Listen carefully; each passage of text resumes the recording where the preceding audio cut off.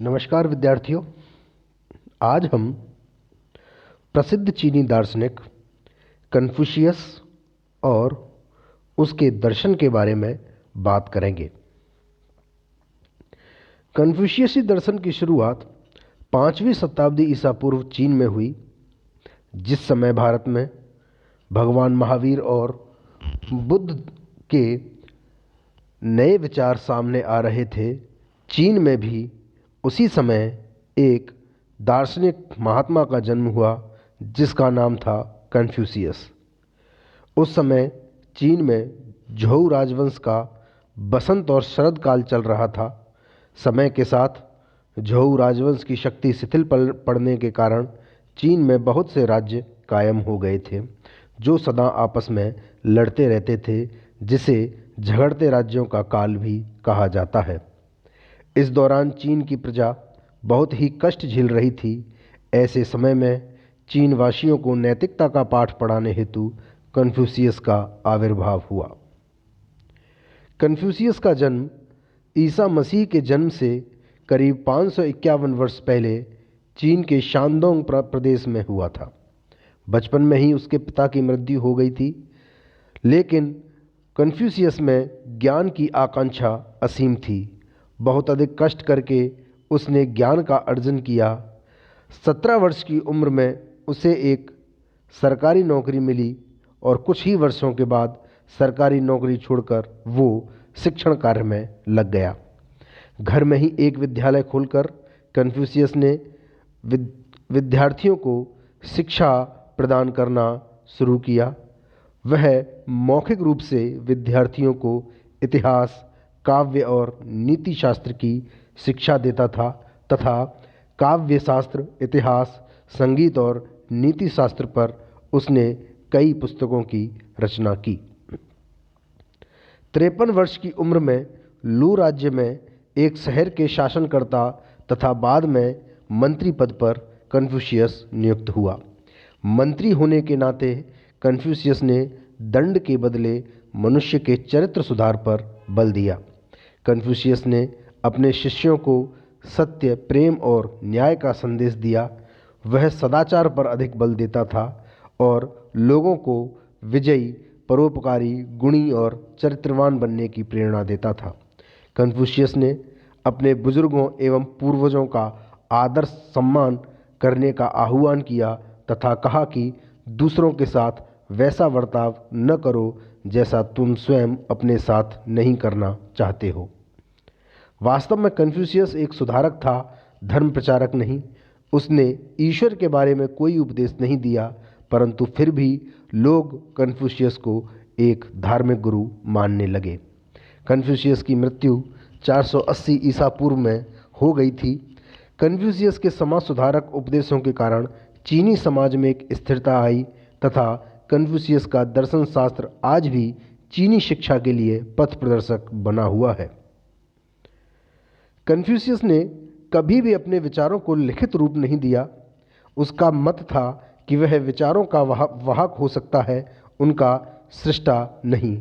वह पुरातत्व का उपासक था क्योंकि उसका मानना था कि उसी के माध्यम से यथार्थ ज्ञान प्राप्त हो सकता है। उसका कहना था कि मनुष्य को समस्त कार्यकलापों के नियम अपने अंदर ही प्राप्त होते हैं, न केवल व्यक्ति के लिए वरन संपूर्ण समाज के सुधार और सही विकास के नियम और स्वरूप प्राचीन महात्माओं के शब्दों एवं कार्यशैलियों में प्राप्त हो सकते हैं। कन्फ्यूशियस ने कोई ऐसा लेख नहीं छोड़ा जिसमें उसके द्वारा प्रतिपादित नैतिक एवं सामाजिक व्यवस्था के सिद्धांतों का निरूपण हो, किंतु उसके पौत्र त्जे द्वारा लिखित औसत का सिद्धांत, अंग्रेजी अनुवाद जिसमें डॉक्ट्रिन ऑफ द मीन, और उसके शिष्य त्यांग सिंह द्वारा लिखित महान शिक्षा, अंग्रेजी अनुवाद द ग्रेट लर्निंग नामक पुस्तकों में प्राप्त होते हैं। बसंत और पतझड़, जिसका अंग्रेजी अनुवाद स्प्रिंग एंड ऑटम है, नामक के ग्रंथ, जिसे लू का इतिवृत्त भी कहते हैं, कन्फ्यूशियस का लिखा हुआ बताया जाता है। यह समूची कृति प्राप्त है और यद्यपि बहुत छोटी है तथापि चीन के संक्षिप्त इतिहास के लिए एक आदर्श मानी जाती है। कन्फ्यूशियस के शिष्यों की संख्या उसके जीवन काल में ही लगभग 6000 के आसपास पहुंच गई थी, किंतु उसमें से लगभग 70 से अधिक उच्च कोटि के प्रतिभाशाली विद्वान थे। उसके परम प्रिय शिष्य उसके पास ही रहा करते थे तथा श्रद्धापूर्वक उसके आचरण की सूक्ष्म विशेषताओं पर कन्फ्यूशियस ध्यान देता था। कन्फ्यूशियस के मुख से निकली वाणी को उसके शिष्य हृदयंगम कर लेते थे और उस पर मनन करते थे। वे उससे प्राचीन इतिहास, काव्य तथा देश की सामाजिक प्रथाओं का अध्ययन करते थे। कन्फ्यूशियस के सामाजिक और राजनीतिक विचार भी महत्वपूर्ण हैं। कन्फ्यूशियस का कहना था कि किसी देश में अच्छा शासन और शांति तभी स्थापित हो सकते हैं जब शासक, मंत्री तथा जनता का प्रत्येक व्यक्ति अपने स्थान पर उचित कर्तव्यों का पालन करता रहे। शासक को सही अर्थों में शासक होना चाहिए, मंत्री को सही अर्थों में मंत्री होना चाहिए। कन्फ्यूशियस से एक बार पूछा गया कि यदि उसे किसी प्रदेश के शासन सूत्र के संचालन का भार सौंपा जाए तो वह सबसे पहला कौन सा महत्वपूर्ण कार्य करेगा। इसके लिए उसका उत्तर था नामों में सुधार। अर्थात उसका आशय था कि जो जिस नाम के पद पर प्रतिष्ठित हो जाए उसे उस पद से संलग्न सभी कर्तव्यों का विधिवत पालन करना चाहिए जिससे उसका वह नाम सार्थक हो। उसे उदाहरण और आदर्श की शक्ति में पूर्ण विश्वास था।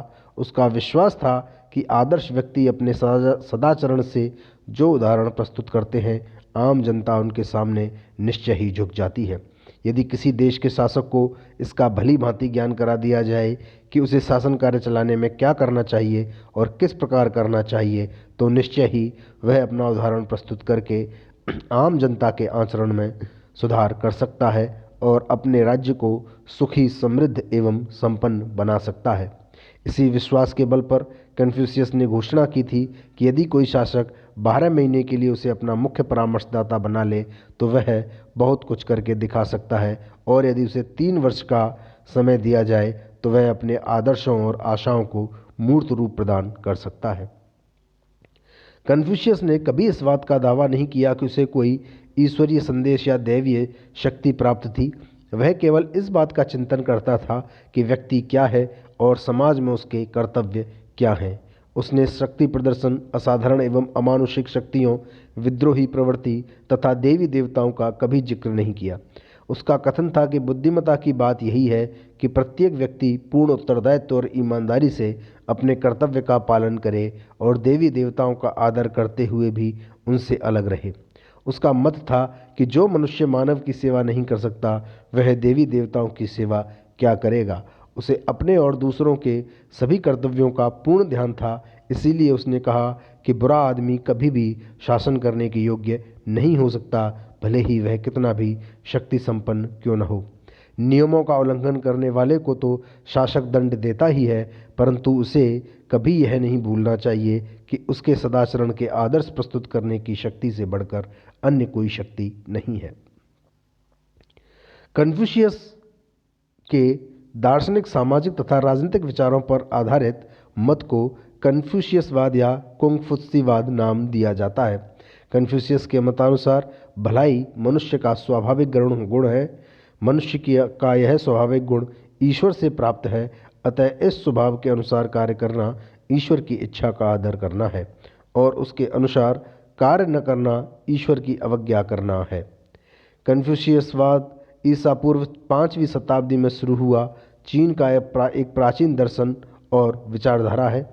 इसका प्रवर्तक चीनी दार्शनिक कन्फ्यूशियस है, जिसका जन्म 551 ईस्वी पूर्व माना जाता है। ये धार्मिक प्रणाली कभी चीनी साम्राज्य का राजधर्म हुआ करती थी। वास्तव में यह दर्शन मुख्यतः सदाचार की बातें करता है, देवताओं और ईश्वर के बारे में ज़्यादा कुछ नहीं कहता, इसलिए इसे धर्म के रूप में अभिव्यक्त करना त्रुटिपूर्ण है। इसे जीवन शैली कहना अधिक उचित होगा। कन्फ्यूशियस के दार्शनिक, सामाजिक तथा राजनीतिक विचारों पर आधारित मत को ही कन्फ्यूशियसवाद कहा जाता है।